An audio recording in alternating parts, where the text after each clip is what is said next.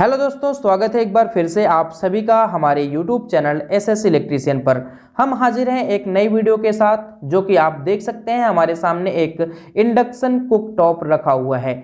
तो बहुत सारे सब्सक्राइबर्स का कमेंट था कि इंडक्शन कुक टॉप के ऊपर पार्ट वाइज वीडियो बनाई जाए, तो हमने फाइनली डिसाइड कर लिया है कि हम इंडक्शन कुक टॉप के ऊपर पार्ट वाइज वीडियो बनाएंगे, जिससे आपको जीरो से लेकर के बेहतर से बेहतर यानी कि एडवांस तक का नॉलेज हो सके। तो यहाँ पर फिलहाल में मैं आपको बताना चाहता हूँ कि ये जो हमारा इंडक्शन कुक टॉप है, ये पुराना कुक टॉप है।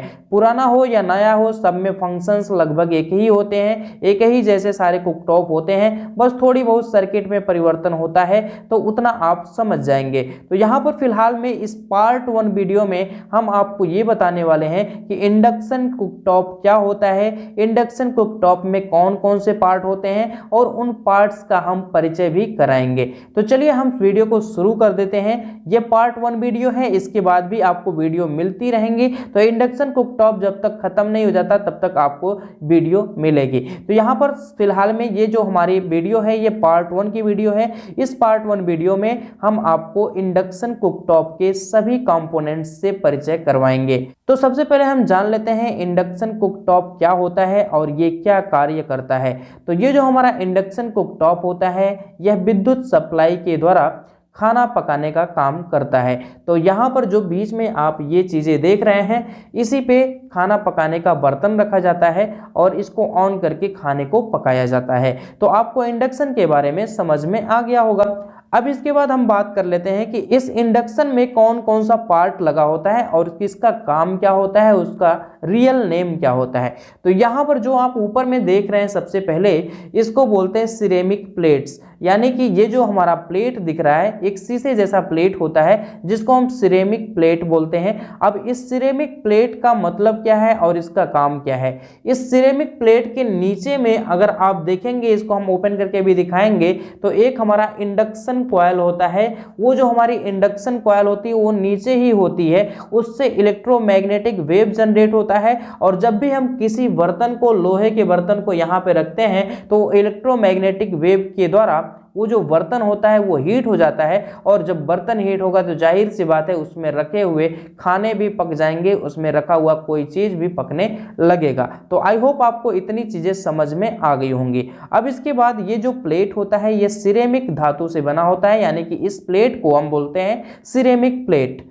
अब इसके बाद हम बात कर लेते हैं, यहाँ पर जो सामने ये चीज़ें दिखाई गई हैं, इस चीज़ को हम क्या बोलते हैं। तो इसको हम बोलते हैं कंट्रोल पैनल, यानी कि जो भी चीज़ें कंट्रोल करना होगा, इसको ऑन करना होगा, ऑफ करना होगा, तो ये यहीं से किया जाएगा। इसमें जो टेम्परेचर है उसको कम और ज़्यादा करना होगा तो यहीं से किया जाएगा। और इसके बाद जो इसमें टाइमर सेट करना होगा तो वो यहीं से किया जाएगा। यानी कि कुल मिलाकर ये हमारा कंट्रोल पैनल है, यहीं से सारी कंट्रोलिंग हो जाएगी।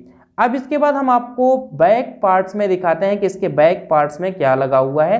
तो चलिए हम इसके बैक पार्ट्स में देख लेते हैं। अब यहाँ पर देखिए, जब भी हम इसको बैक किए तो अब यहाँ पर आपको ये गोल चीज़ दिखाई दे रहा होगा। ये क्या है? तो ये एग्जॉस्ट फैन के लिए जाली बनाई गई है। इसके अंदर एक फैन होता है। वो फैन क्या करता है, अंदर में पीसीबी में लगे कंपोनेंट के हीटिंग को खींच करके बाहर फेंकने का काम होता है। तो ये फैन एग्जॉस्ट का काम करता है, यानी कि अंदर की हीटिंग को बाहर करने का काम करता है। अब यहाँ पर जो ये पार्ट्स लगा हुआ है, ये जो पार्ट है ये प्लास्टिक या फाइबर का हो सकता है। इस पार्ट्स को हम कवर बोलते हैं और इसी पार्ट्स में सारे सामानों को फिट किया जाता है। अब इसके बाद हम करते क्या है, यहाँ पर देख लीजिए ये मेन लीड है। इसी मेन लीड के द्वारा हम इंडक्शन कुक टॉप में सप्लाई देते हैं। अब इसके बाद हम ओपन करके आपको दिखाते हैं कि इसके अंदर में क्या क्या चीज़ें लगी हुई हैं। तो चलिए हम इसको ओपन कर लेते हैं। ओपन करने के लिए यहाँ पर 4 स्क्रू होते हैं, 1 2 3 4, और किसी किसी इंडक्शन कुक टॉप में 6 स्क्रू भी दिखाई दे सकते हैं। तो कुल मिला के बात यह है कि अगर आपको इंडक्शन कुक टॉप को खोलना है तो जितने भी स्क्रू लगे होंगे सबको ओपन करना पड़ेगा, खोलना पड़ेगा। तो हमने पहले ही स्क्रू को ओपन कर लिया है, खोल लिया है, ताकि ज़्यादा समय आपका जाया न जाए। अब इसके बाद करना क्या है, इसको इस तरह से उठाना है। तो बेहतर यही रहेगा कि इसको इस तरह से कर लिया जाए, और इस तरह से करने के बाद ये जो हमारा प्लेट है सिरेमिक वाला, इसको पहले इस तरह से उठा लिया जाए, तो यही बेहतर रहता है। तो इसको हमने इस तरह से उठा लिया। अब यहाँ पर आप ध्यान देंगे इसमें कुछ भी नहीं है।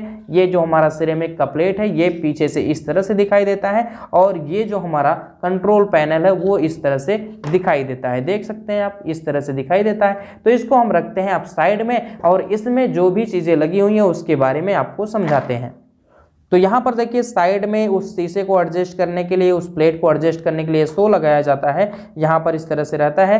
तो इसका भी बहुत विशेष रोल है क्योंकि जो शीशा है वो ज़्यादा अंदर तक ना जा सके, इसके लिए ये लगाया जाता है। अब इसके बाद हम बात कर लेते हैं इस पार्ट्स की।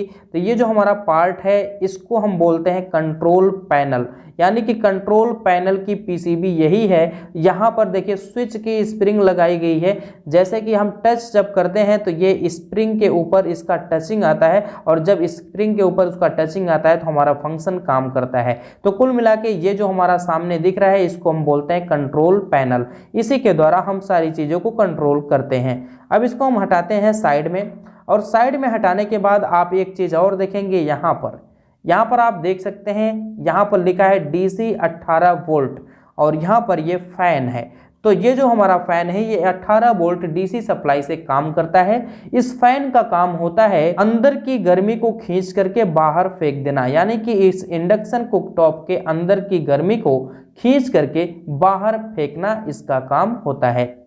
अब यहाँ पर हम आपको आगे लेके चलते हैं और दिखाते हैं कि और क्या क्या चीज़ें यहाँ पर लगाई गई हैं।